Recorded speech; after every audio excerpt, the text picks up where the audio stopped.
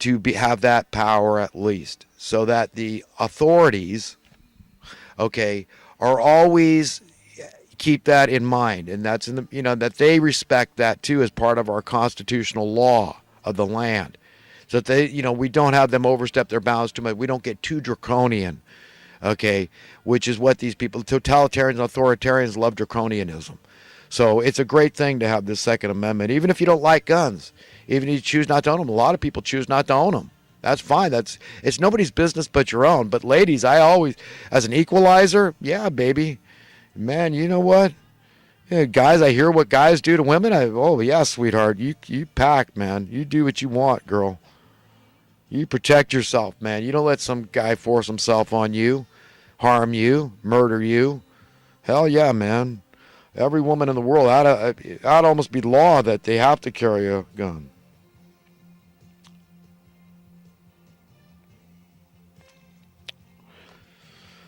Even aspirin is to a lot of people, it's a toxic drug. Causes bleeding, right? Last week I was talking about jealousy and how I get jealous. Hey, look, we all get jealous. It's very normal. Don't get on yourself. Look, there's good jealousy and bad jealousy. You just got to keep it in check. To me, it feels so good. It reminds that it hurts so good. Well, it's kind of like that. Like this girl that I'm fantasizing about that I would love to, have and hold and to go steady with at least, if not to marry her, is what I really want. I know that already. I just know I could be happy with her. But yeah, I mean, sure, I like that she's flirtatious and playful. I like that about her. It's cute as hell, but, I mean, if she's mine, I don't want her to lose that. I want her to stay that way. I just want her to come to me for those few things that, are reserved for her sweetheart, her one love. I mean, I want to be that one love that she brings it home to me. And for emotional support, the stuff that, she's not getting when she's on her knees praying to God, or the physical needs or wants she has, that's the kind of stuff I want her for. But I don't want her to lose that just because I can be jealous. I mean, so what?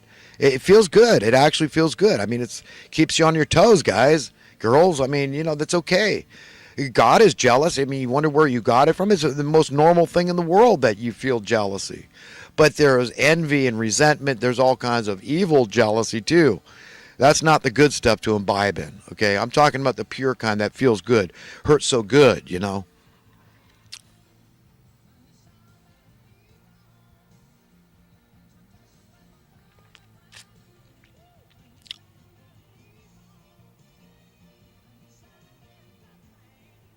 Locally, we got an artist mural was vandalized with racism, so we don't know, the possibility that this could be another frame up, like I'm alluding to the Jussie Smollett case. Could it be another frame up that it's like, oh, we got to keep on our toes, protect yourself against all this racism or something? But I don't know. They don't know. No cameras, so we won't know that.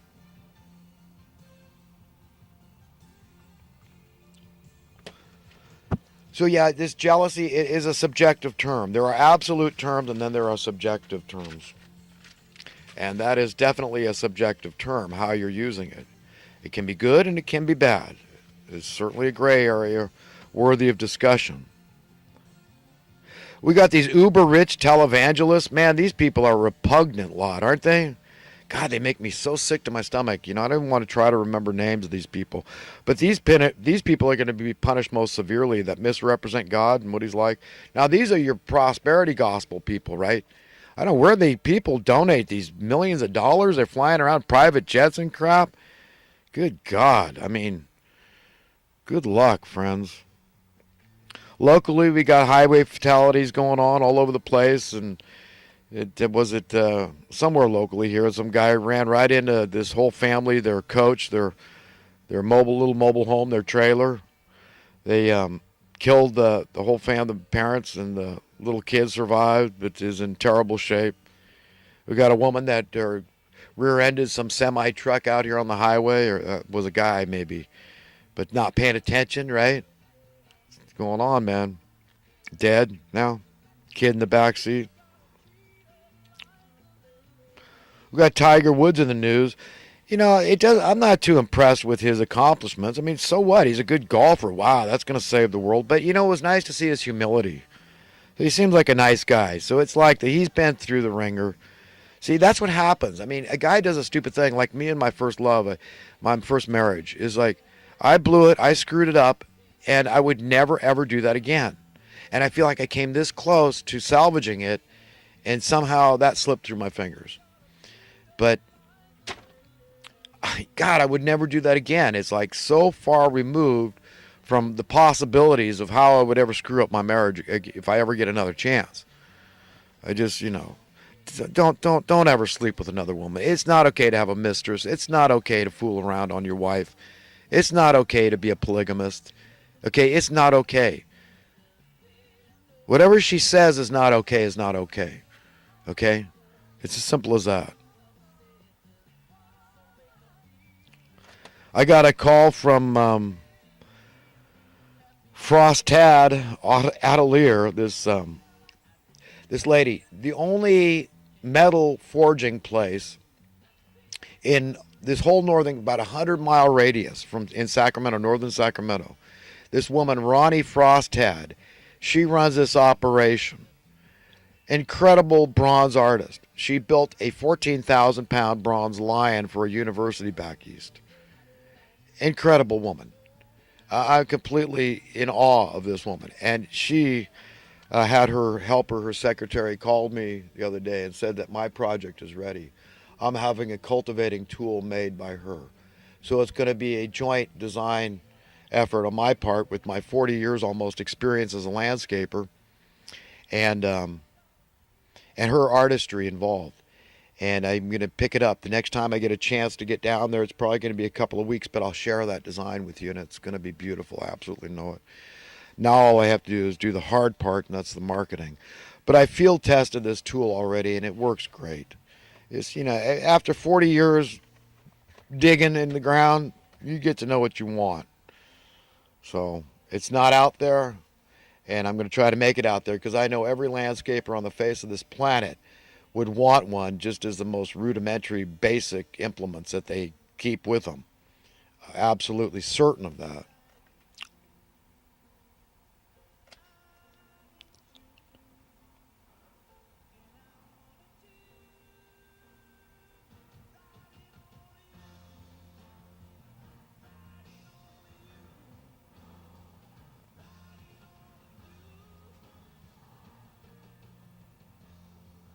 Dr. Phil had this guy, Brian Abrams, on. He's a musician, I guess, got a weight issues, and the guy's getting really depressed about it. I probably ought to get into that industry, is helping people lose weight. I probably gonna have to get some credentials because, of course, they pick on you, right? Oh, you call yourself a nutritionalist? Oh, let's see your credentials. And all that crap. Although I'm more research, I was in the health food business on 2 different occasions in my life. Part owner of a health food store, read countless books, been to college, done my own research. My dad, he had multiple sclerosis. The doctors, plural, told him he'd be dead in 5 years, and he was in his 30s. He lived to be 86 because he got into nutrition. So I know a lot about it. But, again, I point out the B complex, making sure you're getting plenty of B complex. Don't worry about your pee turning yellow. Just make sure you're getting plenty of B complex in your system.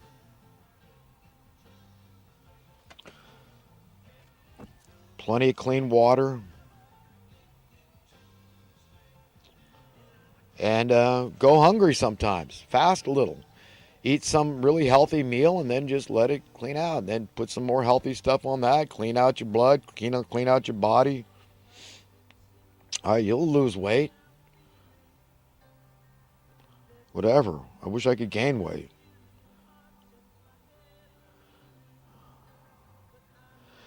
I heard on the news that in the town of Watsonville, which is southern Santa Cruz County, it's like Little Mexico down there. I absolutely love it. It's one of the most livable places in Santa Cruz.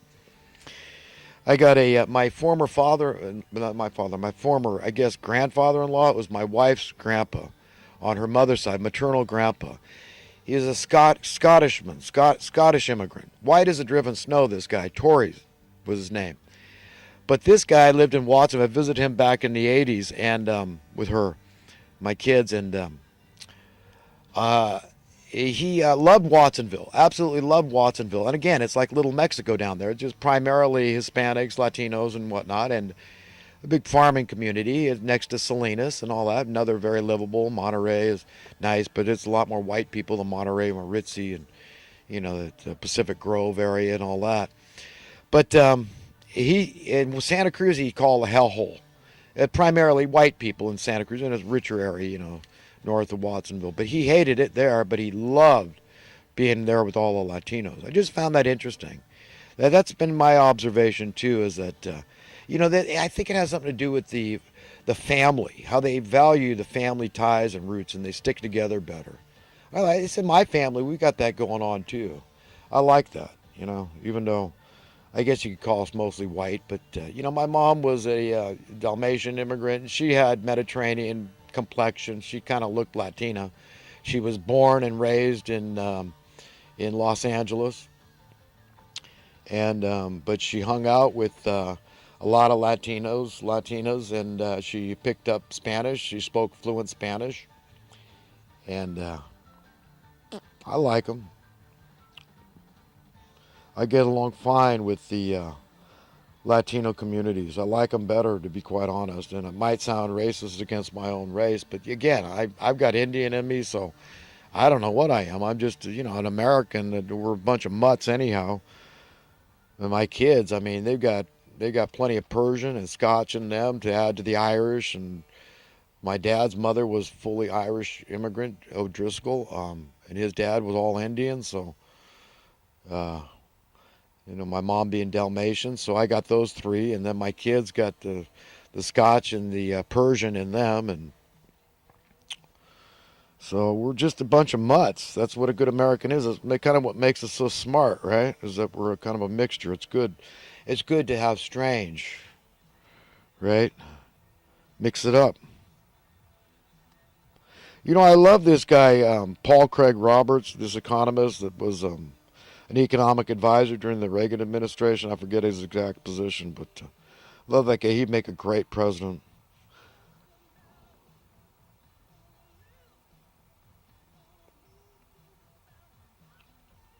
We had a homeless guy up in Redding, about 60 miles north of here, town of Redding, city of Redding. A punk kid, 15-year-old, kicking this guy, and this stuff goes on quite a bit. Violent attack against a homeless guy. Sick. We got the mainstream media slamming RFK for his stance on vaccines. And, he's not even throwing out the baby with the bathwater. They'll say a lot of the vaccines might be good, but, people need to do their own research. That's all. And experts do disagree. People should know the truth. And they should know about the vaccine damage fund that's been set up. Because the vaccine company said, we're not producing vaccines unless you give us immunity. So the government needed to set up this super fund to protect them because of all that they were afraid of lawsuits. People need to know all this stuff. That's all. I'm just saying it's only fair that people know everything. I've had all my vaccines, but who knows which ones screwed me up. And that fluoride, my God, I don't know. I got into that stuff as a kid. I think I screwed up. Thank God I still got some teeth left, but man, I've lost a couple. More than a couple, let's put it that way. They could be replaced nowadays with these implants, It could be done, so that's not a big deal. You can get the cosmetic surgery to repair your teeth, but, you screw up your brain, man, with some vaccine or something, other organs, or I don't know. I'm just saying, do your own research, man. You don't just trust lock, stock, and barrel everything the mainstream media and the medical establishment tells you. They're trained a certain way to believe a certain way. And there's plenty of experts out there that say there's a whole nother path, a whole nother avenue we can go down here to protect your health. They're shaming poor kids over not being able to afford or pay for their school lunches. Just give them all free lunches, for God's sake, Trump. What in the hell, man? These are children. God almighty. I mean, there's an example of unnecessary human suffering. Nobody needs to be poor. Nobody needs to be poor, damn it. It's not the government's fault to insure it, but it's the government's fault to. It's the government's place to not cause poverty, and that's what they're doing. That's why they're fascists. They bail out the bankster criminals, and then allow people their houses to be stolen. That's fascist. What protection? What good is the freaking government? They're fascist pigs.